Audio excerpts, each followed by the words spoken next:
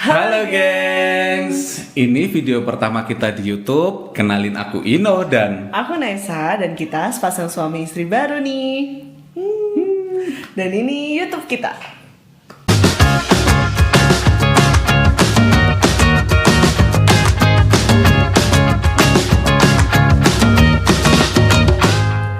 So suami, kenapa sih kita bikin YouTube? Oke, kenapa kita bikin YouTube? Pertama, karena kita orangnya suka share pengalaman.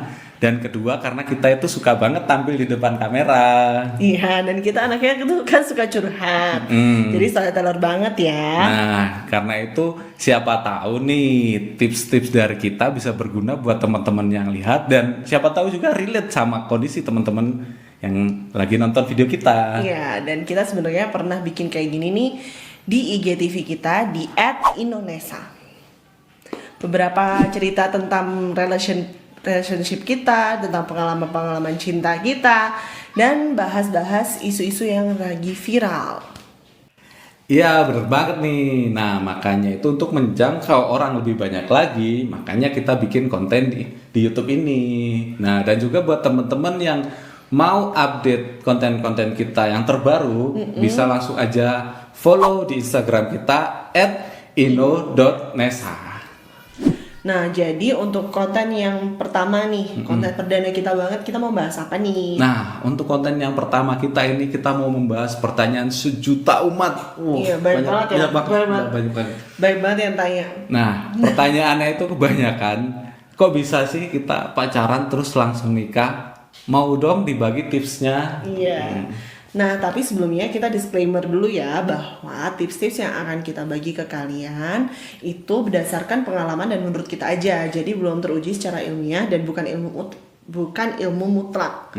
Nah, jadi diikutin boleh, disimak doang juga boleh.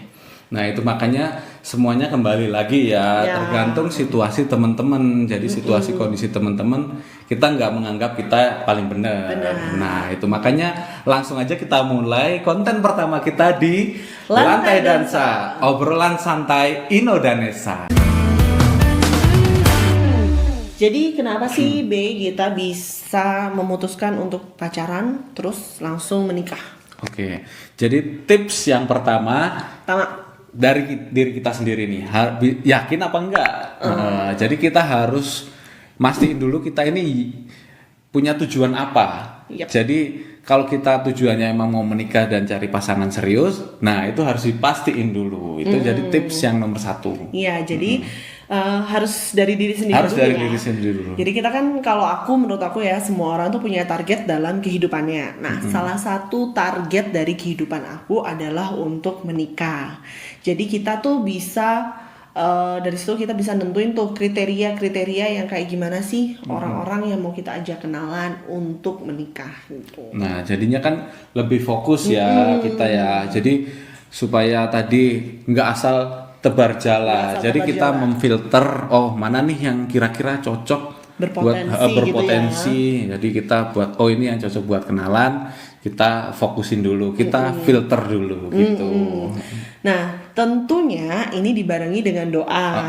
Jadi keyakinan dalam hati dibarengi dengan doa. Apakah dia memang orang yang kita cari nih sesuai dengan kriteria kita tadi, sesuai dengan filter kita tadi. Nah, kalau udah ketemu nih sama orangnya, udah kenal nih, dia kayaknya oke nih gitu ya. Nah, itu lanjut ke tahap kedua, next stepnya adalah mengenali lebih dalam. Jangan buru-buru jadian. Betul, nah itu makanya. Jadi kenali dulu orang itu lebih dalam lagi. Nah, dan juga pastiin visi sama misinya sama enggak nih antara kita sama dia, biar nanti bisa ketemu di tengah-tengah. Benar. Dan juga kita harus tahu apakah prinsip-prinsip hidupnya itu bisa kita terima nih. Kadang kan ada orang yang dia kok gini banget ya, kayaknya aku nggak bisa deh nanti. Nah, itu harus kita tahu dulu sedini mungkin. Iya, itu ada di awal ya. Jadi jangan buru-buru jadian. Jadi kalian tuh harus tahu nih dia tujuan hidupnya apa, terus prinsip-prinsipnya bisa kamu terima atau enggak.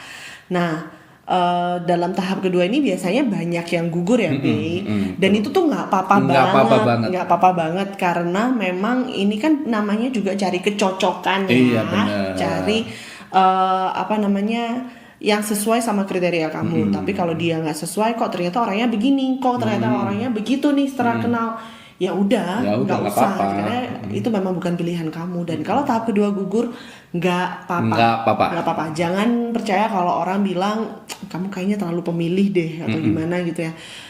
Itu nggak bener banget, karena jodoh pasangan itu memang harus dipilih dengan jeli.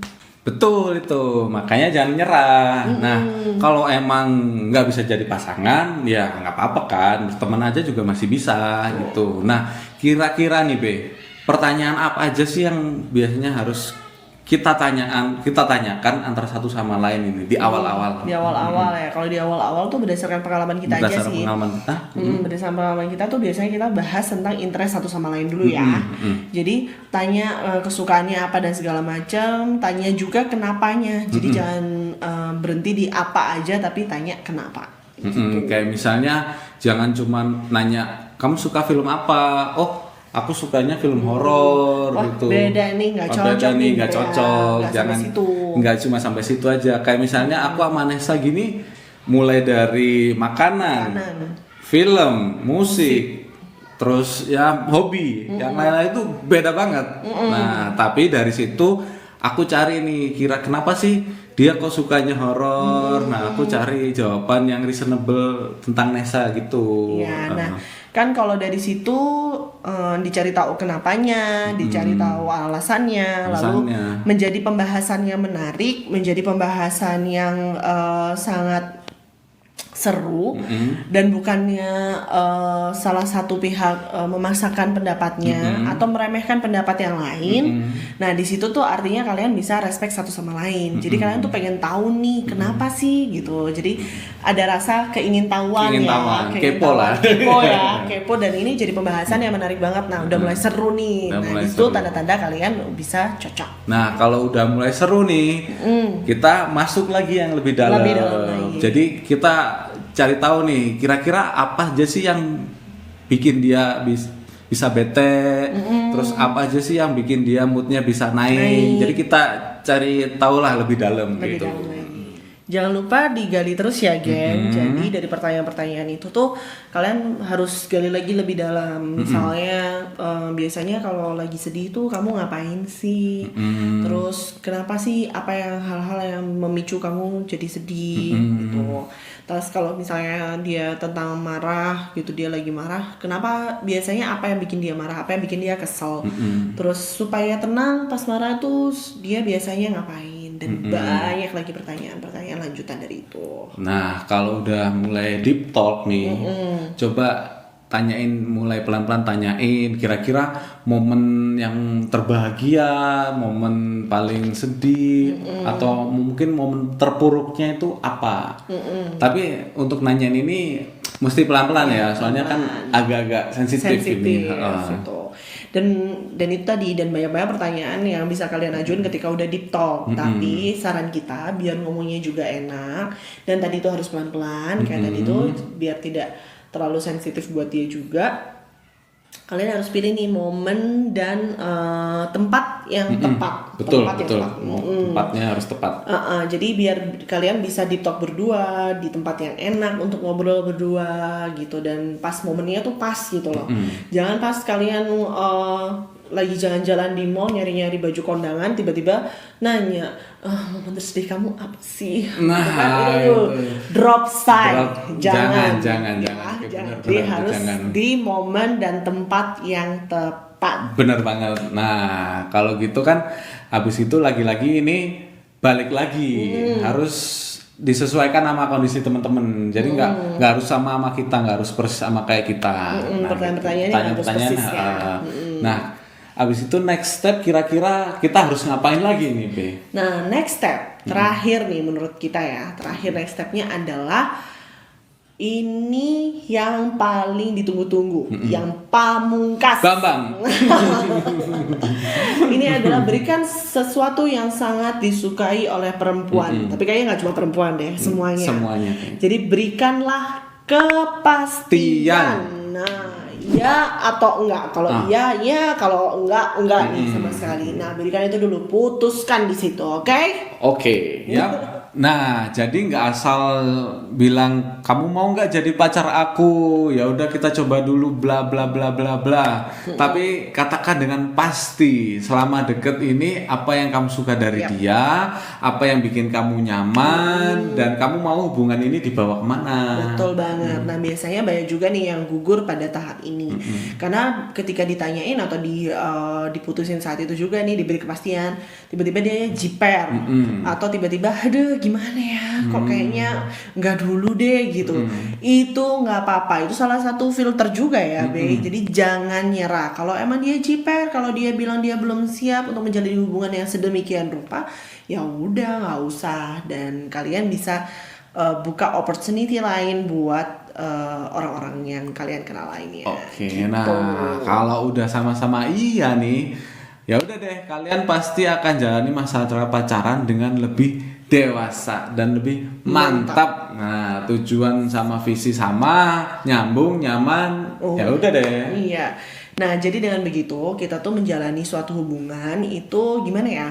Nggak seperti saat kita remaja dulu, gampang bilang putus, terus ngambekan, terus di silent treatment dan lain-lain, ghosting tiba-tiba. Nah, tapi setiap langkah yang kita ambil adalah untuk mencapai keberhasilan hubungan ini, untuk kepentingan bersama gitu ya. Bagaimana kita bisa mencapai tujuan bersama kita, yaitu menikah gitu. Gitu deh gengs, itu menurut kita. Gimana menurut kalian? Nah, buat kalian yang punya pendapat atau pengen tanya-tanya lebih lanjut, silahkan komen di bawah ya. No hate speech. Nah, kalau kalian suka video ini, silahkan like, subscribe, dan share. Segitu dulu ya video dari kita. Sampai ketemu di video selanjutnya. Be kind, spread love, and happiness. Bye-bye. Bye-bye.